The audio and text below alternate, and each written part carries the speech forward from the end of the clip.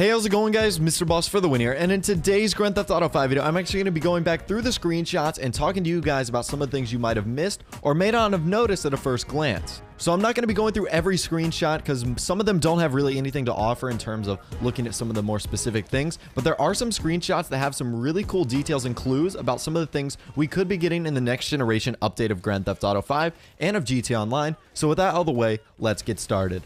So this first photo right here looks to be Trevor using his phone. You can see he's on the Snapmatic app right now. And there's two real things I got out of this. The first one is the detail on Trevor's phone. You can see kind of in the top left of the screen that there's actually a giant crack running down the side of the screen. So that is very awesome. The detail that they put into something as small as like a little phone is absolutely amazing. And also the giant fluffy poodle that is being walked by that man kind of in the bluish purple shirt. So that is really cool. I guess that's some of the dogs we're going to be able to get in Grand Theft Auto 5. So poodles confirmed in Grand Theft Auto 5. Definitely something that's really cool. Animals are a great part of GTA 5, and it's going to be amazing that there's going to be so much more in the next generation version of the game. So cracks on the phones of Trevor's screen, and there's also going to be poodles. So that's something I got from the very first screenshot.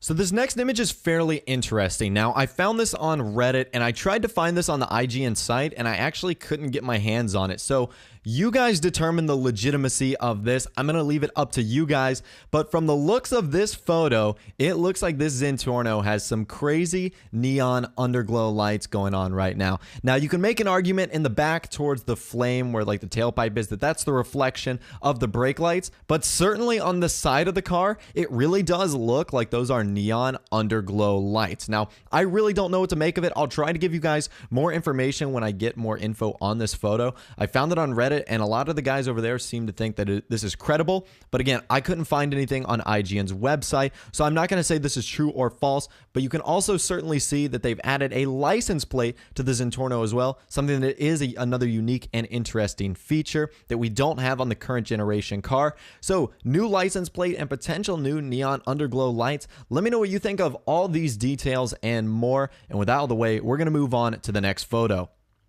Now, this image right here of one of our characters riding the motorcycle from the first-person view not only gives us a great view at some of the gauges and first-person aspects of the motorcycle, but also if you look over to the very far right, you'll see that burgundy red car. That's actually the Huntley S, which confirms that DLC cars are going to be spawning in traffic as everyday pedestrian NPC cars. So that's something that's very cool. That's something that we also thought was speculating to be happening in Grand Theft Auto 5 on the next generation, because we saw that screenshot where one of the DLC cars, the Warner, was actually parked outside of one of these bars, and it basically gave us the confirmation in this screenshot that NPCs are going to be able to drive these DLC vehicles, which is really cool. It's going to add some variety and density to the traffic of Los Santos, and I definitely think that is a much needed and much deserved update for GTA 5.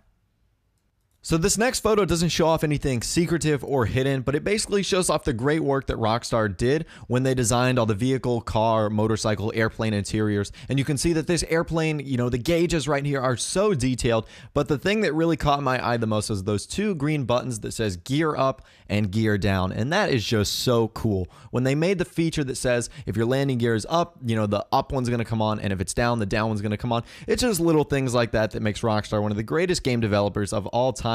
And it's details like that that makes GTA 5 such a great game. And it's just, like I said, that is absolutely fantastic, the level of detail we're getting in terms of the car interiors, their gauges, their functionality, and everything that's just going to make first-person mode that much better. Now, I briefly pointed this out in my video earlier, but essentially this screenshot of Michael using the scuba gear shows off not only the great underwater textures and environment of Los Santos, but more importantly, dolphins. That is right. Dolphins are going to be one of the confirmed animals that we get to see in Grand Theft Auto 5, hopefully in GTA Online, and it's just amazing. Dolphins are such a great creature. You know, if you've ever been to SeaWorld or whatever and gotten to experience seeing dolphins or getting to swim with dolphins, it's really cool, and hopefully that same experience is kind of, you know, transformed in Grand Theft Auto 5. So dolphins are going to be, again, one of the more animals we get to see in GTA 5. Again, it's something I really can't wait for.